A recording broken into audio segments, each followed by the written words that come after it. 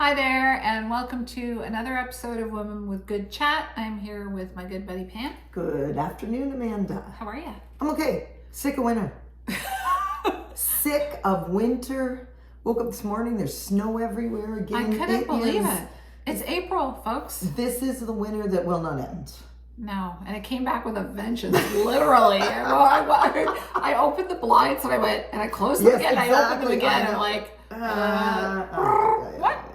Anyway, speaking of weather, not really, we wanted to discuss today choosing not to talk about politics. Yes. Which we think is very timely, Yes, considering all that is going on and all that is going wrong with the world right now. Yeah. Look at my portfolio and I want to cry. Don't look at your portfolio. Just don't look. Just waiting for this bad dream to be over. Yes. Yeah. But basically, it's not that you shouldn't talk about politics. I think it's choosing when to talk about it. Yep. And sometimes you can get a little saturated. Absolutely. With news, with people's opinions, with in the street, on the subway, at a dinner party, Absolutely. etc. What do you think? I think that's absolutely right. And I think it doesn't even matter if you're talking about politics right now, state of the world, with people who are in agreement with you. It's not just that, I think it's a difficult time to be having conversations with people whose views are very different. That is important to do it sometimes. But right now, that's to be avoided. But I think what we're talking about also is just, even if you're in a group of like-minded people, even if you're with people you usually talk about these serious things about, is it time right now just to take a step back, leave it alone, and just not add to the chaos? Because it almost feels like anytime you're discussing it, you're adding to the hysteria, you're adding to the chaos, you're actually contributing to what is going on right now, which I just don't think is needed. I think the step back would be good. Not much we can do anyway.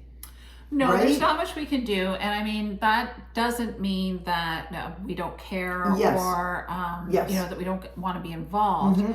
But again, it's the whole saturation thing. And as I was just mentioning to Pam, there's someone in my household who shall remain nameless who is astounded by how ridiculous Donald Trump is. And I have to hear about it every day. It's like, I know this. We all know Yes, this. yes. There's some weird Cheeto on TV every day trying to tell us that they're going to buy us, basically, or take us over. Yep. So it's a lot of ridiculousness, and Yes. I just feel I'm over it. And there's other things I wouldn't mind chatting about in terms of government and how that works, and things we haven't thought about before. Also, the positive things, which are go Canada. Yes, absolutely. And that we should diversify our trading portfolio in terms of who we do trade with on a global basis. All very positive, right? I think that's very true. And I think, in our household, we kind of have agreed not to talk about the inflammatory stuff. But we are trying to focus on, okay, we've got an election coming up, and there's a lot of very real issues in that election, right? The way things are going to be handled, who we want to handle it, how we want it handled. That, I think, is very important. I mean, I'm not saying we don't, in the middle of a federal election, we can't just step back and say we're not engaging with anything. Yeah. But there's a lot of stuff that you just don't need to be engaging in, because as you say, what more is there to say, right? Yeah. We all know what's going on. We all understand the stock market's extremely volatile. We all know that's a problem, but continually talking about it, as I say, it feels like it's just feeding it. Right? It's feeding it. Yes. Yeah, there's a lot of focus on the obvious and the negative. Yes, and I completely get it, because it's scary times. And again, we're talking about things that affect mostly women, but affect people our age. And so watching our savings, our portfolios going through traumatic times is very worrisome. Yes. But I mean, just quickly on that note, I trust in my advisor. I trust in the decisions that I make, and there's only so much you can control right now. Right. No panic selling, Yeah. I could say. Right. But I think focusing on some of the more positive things, again, is always much better for your mental health and well-being, something we want to focus on again in our next conversation. and maybe looking at the positives in terms of Canadian unity, which, you know, I have to say, I found growing up really kind of lacked. I didn't feel a lot of Canadian identity and pride. And I always thought that, and I think I've mentioned this before on this show, is I've always really admired that about the US people, was this pride. Now I think it's kind of a blind, I don't even know what it is. So I don't think that now, but yeah, no. But no. And I think, I mean, I remember, I'm old enough to remember, you know, the free trade, right? I mean, we're back to the free trade talks, and a lot of this stuff, you know, with Reagan, Mulroney, way back then, was coming up. And this question of how much do we, you know, commit to trade with the United States? How much do we jump in bed with the United States, right? How does this go? But I think it's been a very long time since people have thought about the, you know, the barriers, the trade barriers between province. I mean, we whine about the I mean, we do complain about the BC wine. I have always wine, but it all comes down to wine. You're gonna say, but I mean, we haven't really thought about that, right? And I think, as you say, this is something good coming out of this. We're rethinking about our connection with Europe, which I think, when we really think about it, many of our social values, many of our political values, in many ways are certainly closer to Europe now than they are to the United States. Maybe they always were, and we didn't think about it, right? Yeah. Still got Mexico, right? I mean, so I think all of that rethinking is good for us. But we can focus on us, right? We can focus on, okay, what is this asking us about ourselves? How do we go forward with that? We don't have to always be looking over there and discussing that, because that's not helping. Yeah, and it is scary times, because we've never had to think of our closest neighbor and ally, well, what was our closest neighbor and ally in this way. So it's a whole different way of thinking. Yeah. And obviously we understand that it's confusing times. Yep. But again, if try and focus on the positives, as we always say, and historically, the markets always tend to rebound. Absolutely. And you're always better off, for the most part. We don't want to give financial advice, but being invested in the market. So maybe chill a bit about that scenario if you can. Yep. And when someone, so maybe, you know, how you handle it. If someone goes up, hey, what do you think of X, Y, Z? I know. And you're just like, well, you know, like, go Canada. Like, how big is your Canadian flag? Yeah, maybe that, right? Maybe make a joke, right? Yeah, right.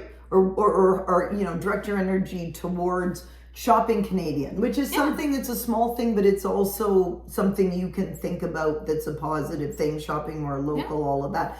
You know, a bit of a caveat, as we were saying about that, is just that I know there are some people who don't always have a safe space to talk about these sorts of things, right? I'm not in a family where we have really dramatically different opinions on any of this stuff. So sometimes you meet a person who really does need a safe space to talk about their fears and things. And I think there's a balance there then, right? Trying to allow them to express what they need to, trying to give them the comfort you have. But you know, but try to redirect it again into something you can do, because focusing on what you have no control over, right? Yeah. Focusing on that is just not good for anybody's mental health, right? You got to try to figure out what's your piece in this. What can you do about this? Where can you go with this, right? Rather than just the continual barrage of what we get every day on the news, right? Yes, yeah. Yeah, exactly. And again, sort of going back to the dinner party or cocktail party scenario, what do you do when you're faced with something like that? Yep. And again, I think, you know, sort of diluting things a bit with a joke, or you know, I think my Aunt Mary is calling me, something like that always comes in fairly handy. Absolutely. Yeah. Right? No, absolutely. And I hope that doesn't sound Pollyannish, and I hope it doesn't sound like we're avoiding things, right? It's not we're sticking our head in the sand. I mean, you and I were doing this podcast during COVID, but I got to the same point with COVID, right? I mean, I couldn't listen to that all day. I listened to the point I knew what I needed to do to be a responsible citizen around it, but I didn't need all the rest, right? So that's what I would say now. I've got to be informed enough that I can be a responsible citizen, acting in the way I should, But that's my responsibility. And past that, it's okay to say, you know what, the rest of that noise is not what I need.